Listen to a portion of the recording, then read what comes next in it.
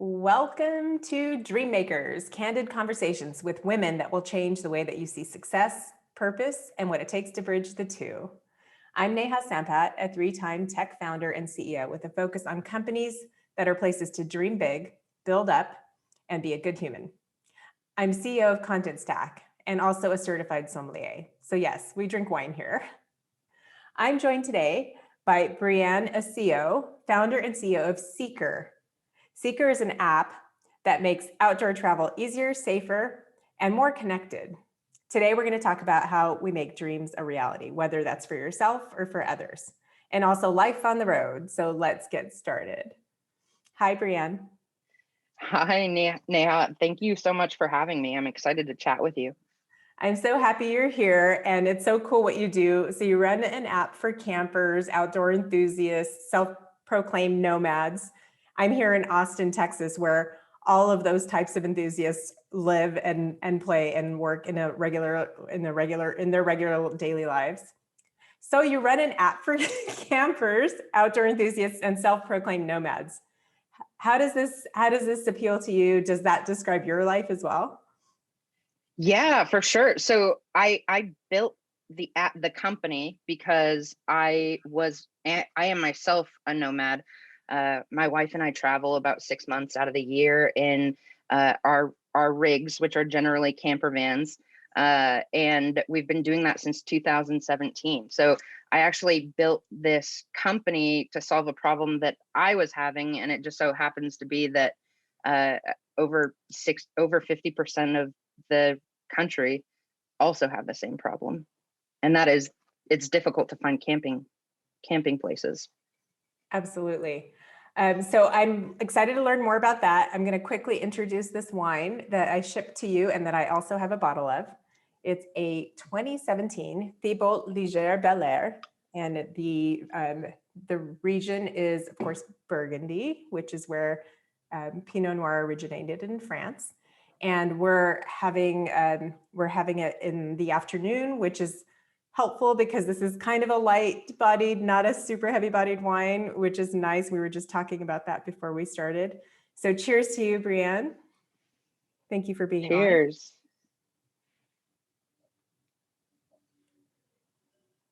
I love the wines from this region because they're super approachable. Like I mentioned, kind of light-bodied, so you can drink them without food if you must, which is what we're doing today. But they also go with a lot of foods. They actually can hold up well to some like light meats, like sometimes even like a lamb or like a roasted fish. I'm a vegetarian. I usually think about the cheeses I would pair it with, or like something mushroomy or kind of cheesy mushroomy, kind of creamy, which because of the acidity in it, it'll cut through some of that salt really well and complement it. But I actually really love that we're able to just enjoy it without the food and still have something beautiful and lush. And it's got this like bright acidity and like a fresh bouquet of like floral scents and light violet. And so it's a really beautiful wine. It's going to open up a little bit while we're talking. So keep drinking with me and we can revisit it throughout the conversation. But cool. Yeah, it's delicious. I am not a wine connoisseur or anything like that. So I was trying to copy the way that you were drinking it. But it's delicious. I like it a lot. Yeah, so I typically will like start with the nose. So just kind of put your nose into it and see what you get from just like the aromas. And that typically will inform what you're going to get on the palate. And so if we start there, it's got like almost like a spicy, dusty rose thing going. And like the violets do stand out to me, but like the spiciness is almost like a clove. Like if you put cloves and flowers together, like a potpourri bouquet, that's kind of what I get on this one on the nose. And the cool thing, so this is actually named after the winemaker, Thibault, who kind of inherited the winery because most of these wineries in that region are, in the family for multiple generations. So this has been in the family for over 250 years. And when he was in his late teens through his early 20s, he actually left to go and try to do a bunch of other things. Like he was learning about technology related to wine, built an internet company related to it, trying to get high-end wines in the hands of people. He spent some time in Paris. but the vines drew him back. And at 26 years old, he took over and is now still running the winery. So pretty Mm. cool to have that in the family. Yeah, I wouldn't mind that. Okay, and like, can you imagine having a van on a vineyard like that? That seems like a good dream. So speaking of which, let's go let's go back to the conversation. So when you decided to do this and you decided that there's a hole that needs to be filled, what do you think was missing from outdoor travel? So I think, do you go camping yourself? I haven't for a really long time. I used to be a Girl Scout, so I Okay. liked it as a kid, but I kind of have missed out. I've talked about having a van and like going through Europe, and I've actually thought about like visiting vineyards through a van life situation. And so I'm super excited and passionate about it, but I haven't had a chance in my adult life. Yeah. So the vineyard thing is actually on our roadmap, but I'll get to that later. So basically with the camping experience, over 50% of Americans go camping. The problem is that you basically go to like the campsite that you know about that is within an hour or so of where you live, or the one that your friend told you about. It is very difficult to find a campground that is available. It's basically like hotels were in the 80s and 90s, where they didn't have good websites, super archaic. You try to call, and that's the camping industry, and it's such a large industry, and there's so much inventory for camping that this should not be a problem. And finally, the outdoor recreation industry is kind of getting smart to technology and opening up to technology. So we're, instead of having to use like Google and your phone and 20 different apps, we're creating an all-in-one resource like the Expedia and Airbnb of the outdoors. That's awesome. So what you say, it's a large industry. What do you think is the market size for this? So outdoor recreation itself makes up 2.2% of GDP. It's a Wow. gigantic industry. Yeah, totally overlooked. The reason it's been overlooked is because the federal government recently did its first economic impact report on outdoor recreation, and that was their finding. So you think about like, not 63% of Americans go camping. Not even 63% of Americans own their own home, Mhm. and they're camping 2 or more times a year. And people who camp generally do it their entire lives. It's not like a once a year thing. There are some people who do it like once in a very long while, but generally it's part of someone's lifestyle. That's really awesome. And I imagine, I mean, I've seen articles recently today, the most recently today in the New York Times, about how the pandemic had an impact on how much people were relying on camping as their source of recreation. What impact did you see over the last 15 months or so? It's been huge. You know, the first month of the pandemic, we were all worried, like everyone was very unsure of how it was going to impact anything. But after the first 45 days, we started realizing like, wow, outdoor travel and camping is people saw it as really the only way that they could continue to travel with their families and get out in a safe way. Mhm. Because you're out in nature, you're outdoors, you're generally not right up next to somebody. So it had a really, really positive impact on us. We're up 200% in the past 6 months. So That's amazing. So, Breanne, do you consider yourself a dream maker? yeah, for sure. Actually, so one of the reasons that I started getting into business, because I was an academic before I taught at San Diego State, and my wife and I bought a van because we were both teachers and we had summers to travel. Right. So we bought a van, we started going around, and we realized that people were constantly saying, "You're living my dream." And part of me is like, heck yeah, that's great, like I have a cool life. But the other part is like, that is sad. Like I want more people to live their own dream. So that's really being a dream maker, like helping other people achieve their dream, was the impetus behind me becoming an entrepreneur. That is awesome to hear and amazing and right in line with what we expect dream makers to do. I know that this is not your first entrepreneurial venture. You've clearly had a thread of running businesses throughout your journey. Can you tell us a little bit about your previous manufacturing, then manufacturing and rental ventures? Yeah. So really, once we bought a van, I jumped in full force. Just was so passionate about the lifestyle and making it more accessible to more people. So the first thing I did was with my family, we ended up building a camper van conversion business where we would take somebody's van and we would convert it into a camper, customized camper. And we started really with $15,000 in our bank account, like all of our savings in 2017, and then turn that into $1 million in revenue in the first 12 months. That's awesome. Congratulations. Thank you. Yeah. And we also at the same time built a rental fleet. We had a fleet of about 15 vans. And we actually decided to close our doors right before the pandemic, um, which is good and bad. The reason we closed our doors was because it really took us away from the thing that we love the most. So, which was traveling. We were forced to like change our entire lifestyle, to sacrifice everything so that we could help other people live the lifestyle that we wanted to live. Right. So it was kind of counterintuitive, but it was a great business. So we decided to close our doors right before the pandemic. Since then, the sales of camper vans has just skyrocketed. Like you can't find one; they're impossible to find. Yeah. But at the same time, lumber tripled.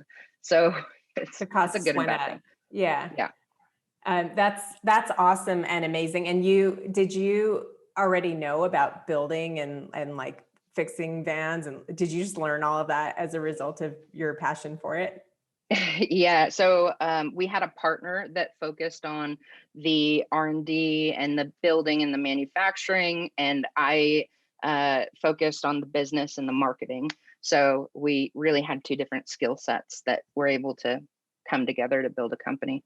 I'm always so impressed when people pursue their passions to try to turn it into a business. And sometimes it works out, and sometimes it actually takes you away from what you love, which is an interesting journey to go through in and of itself. I kind of have gone through that with my wine journey because I have a passion for wine, but I've learned that I prefer it as a hobby over something commercial because it kind of Mm, takes me away from like just being able to enjoy it and not have to be stressed about it. And I like to learn about it, but I like to do it at my pace and when I have the time. And so I have a lot of respect for trying things that kind of follow your passion.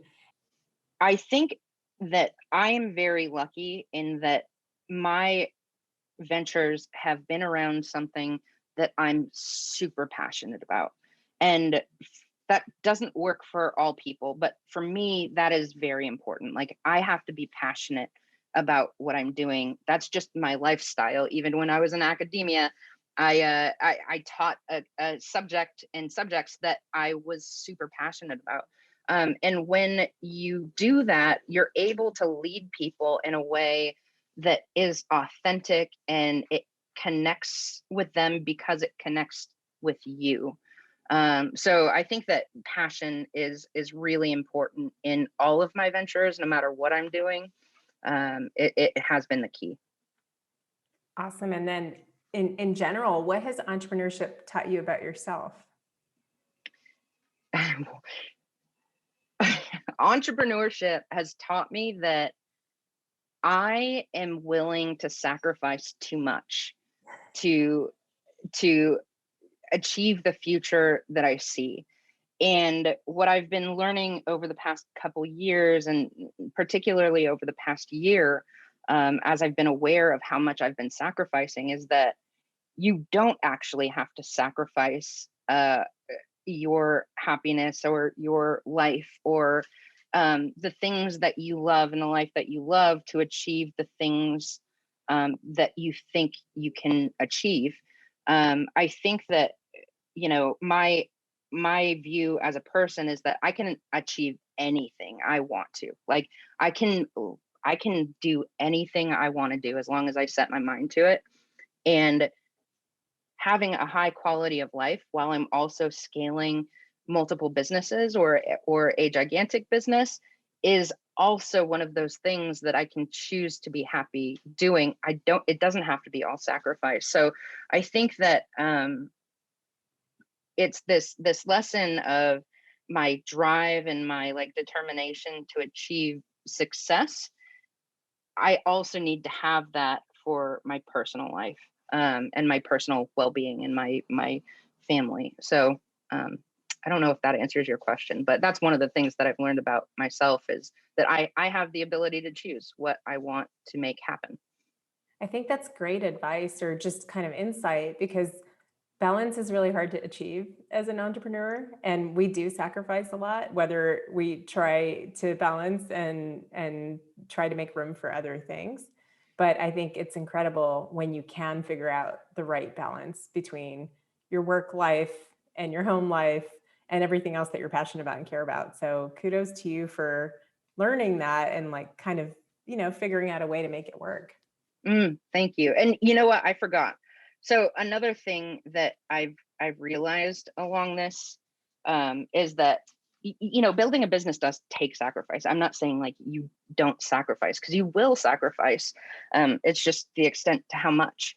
And one of the things that I've learned is that I am really driven to, like, I think my mission in life is to help people self-actualize, because I know what it's like to be a person who feels like I don't have opportunity, and that I can work as hard as I want, but I'm not getting anywhere, and it's like feeling suppressed. So everything that I'm doing with Sēkr, like at the core of it, the fact that my business is meant to help people improve their quality of life through like outdoor travel or adventure, like that is my mission in life. It's to help people self-actualize their potential. And I think that being part of my core mission will help me build amazing companies and amazing teams and amazing businesses, because it's from a place of real, authentic, like desire to change the world for the better. That's a beautiful thing. And I love that everything you're doing is so purpose driven. That's I'm a little bit jealous. Oh, no. Awesome. No, it's really cool. It's really, Well, really this is what you're doing too with this podcast. I mean, it's not like, even if the thing you do for your business isn't necessarily to help people go on an adventure, right?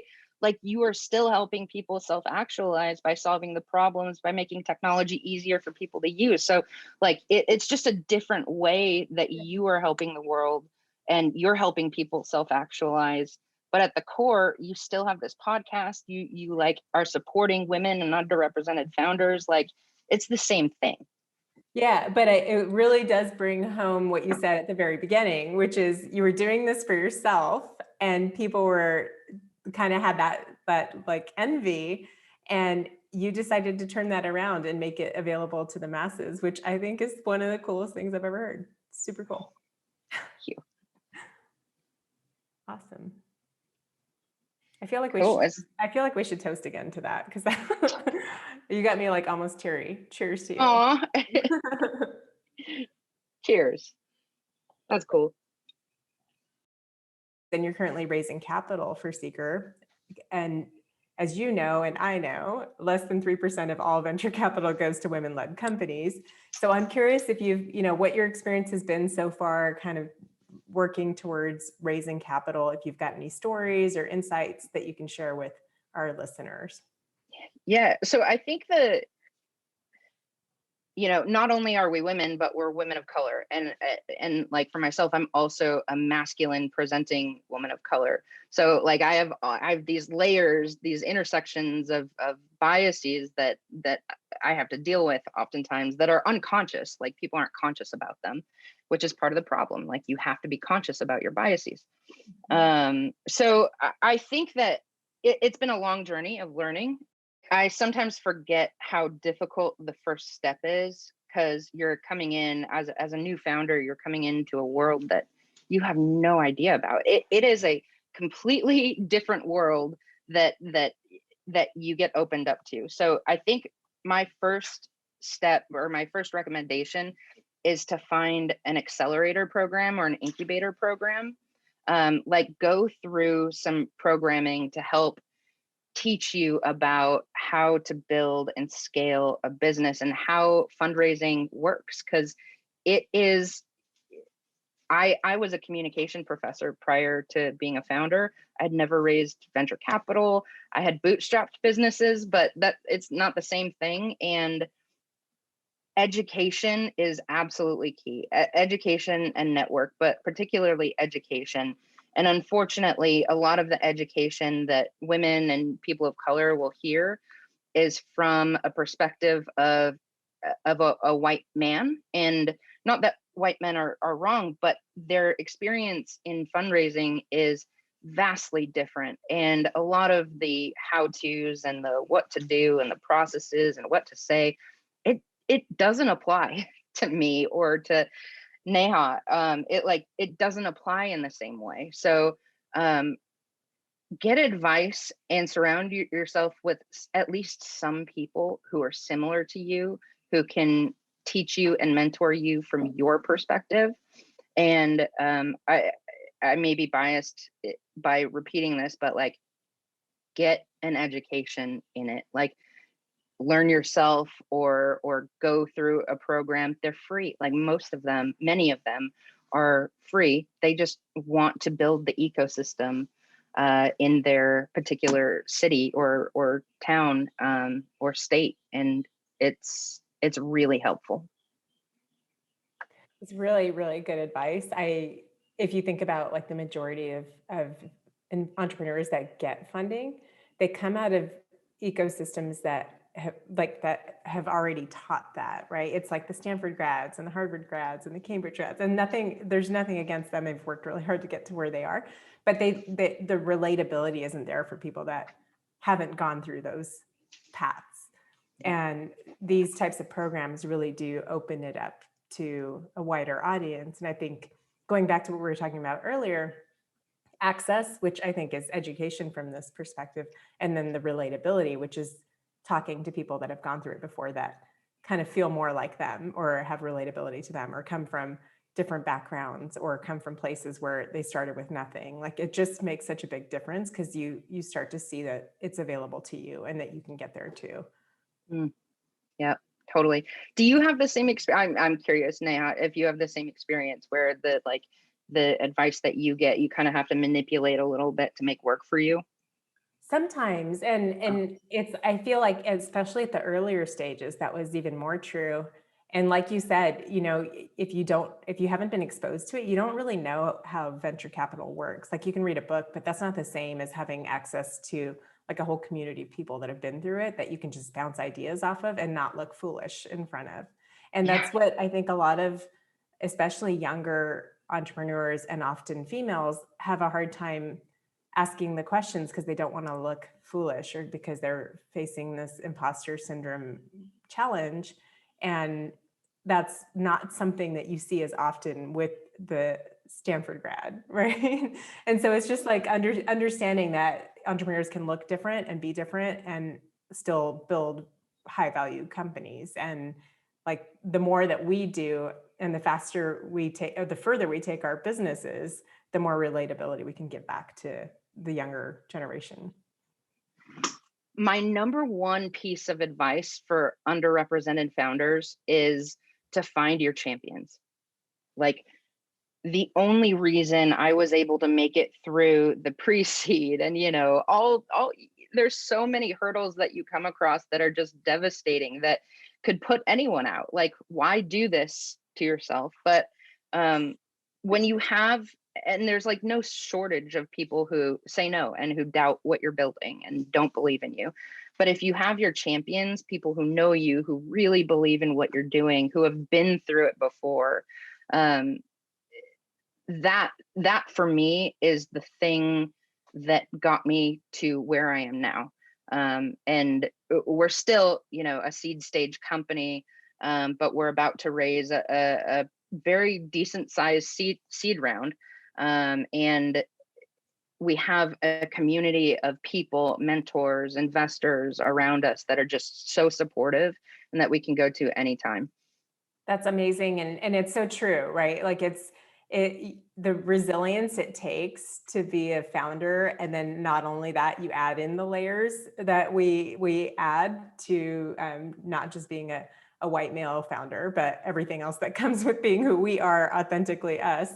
And it just the between the rejections and the hurdles and the repositioning and all of that, and also the lack of relatability a lot of the time, because there aren't a lot of people that look like us that have had the success that we're trying to go and achieve. It definitely makes it harder, but I think that there's something really special about the resilience that we build. And I think it's really important that for you and me and others that are like us to tell those stories so that others that look at us can have that relatability and know that that access can be there. So good for you. And thank you for what you do in terms of mentoring others and kind of sharing your stories, because it's really important that we do spend the time to do that as in our crazy busy lives.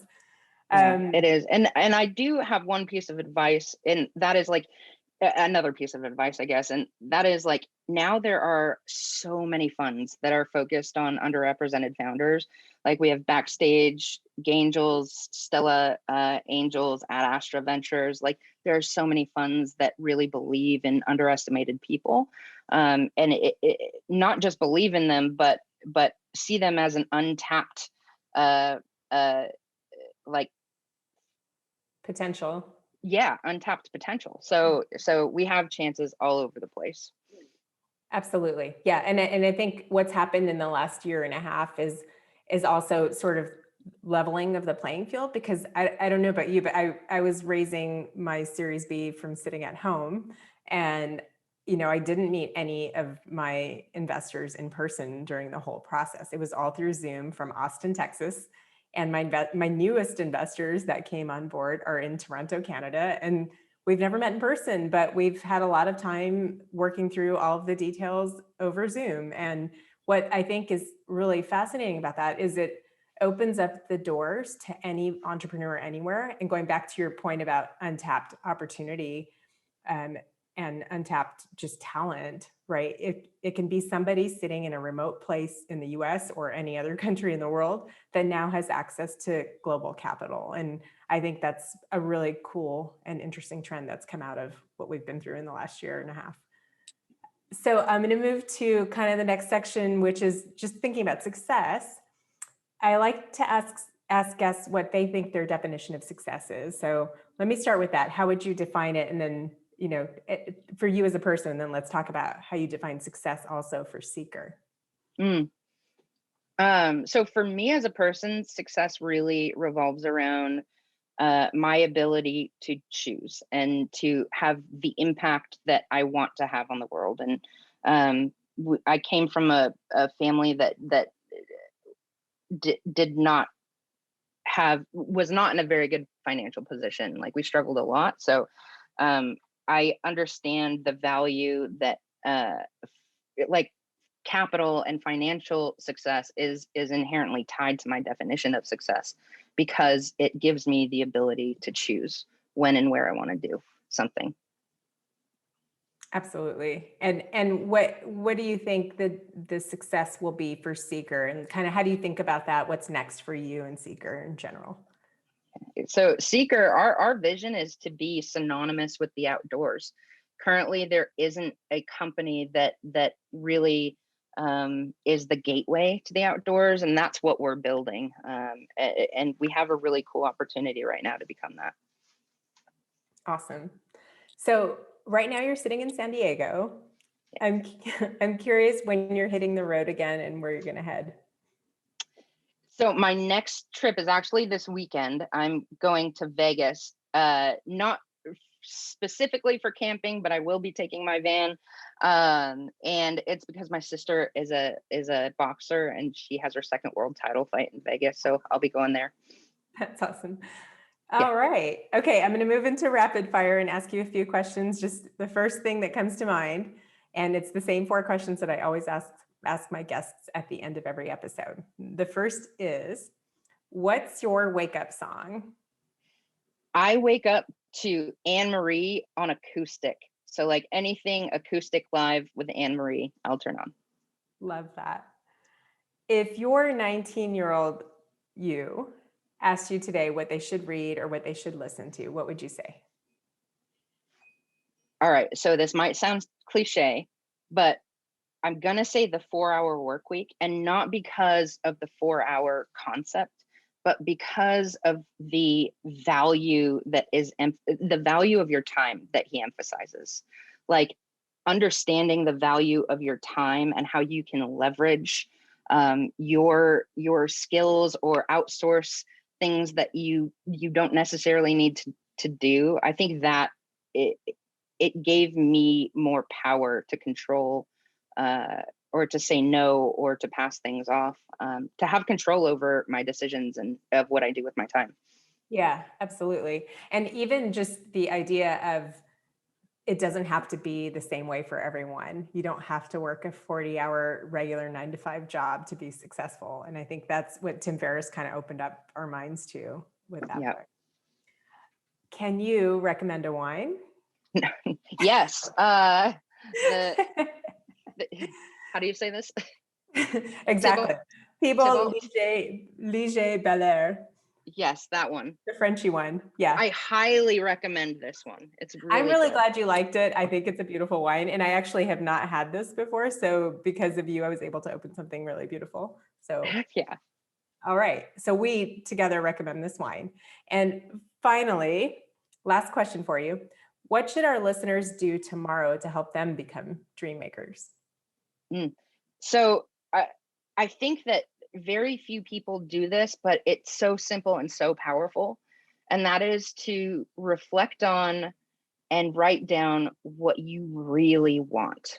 Like, what is it that you want? Not that you feel like you're supposed to do or where you're supposed to be, but like, where do you want to be and what do you want to do and what kind of life do you really want to have? And that practice is extremely powerful because oftentimes it doesn't align with what society tells us we should be doing. Absolutely. I had a professor in my MBA program that used to say, never underestimate the power of clearly written expectations with a huge emphasis on written. And it's something that stuck with me because there's something about when you write something down, there's a higher likelihood that it's going to manifest into reality. And I think that's really good advice for our future dream makers. Breanne, thank you so much for all of your great words and for what you're doing and for the giving back that you do to the community that is the future of entrepreneurship. And I wish you all the best of luck with your fundraising journey. I think you're going to do awesome. It was so nice to meet you and have you on the show. Thank you, Neha. It was great to be here. And thanks for the wine. Of course. Cheers to you. Cheers.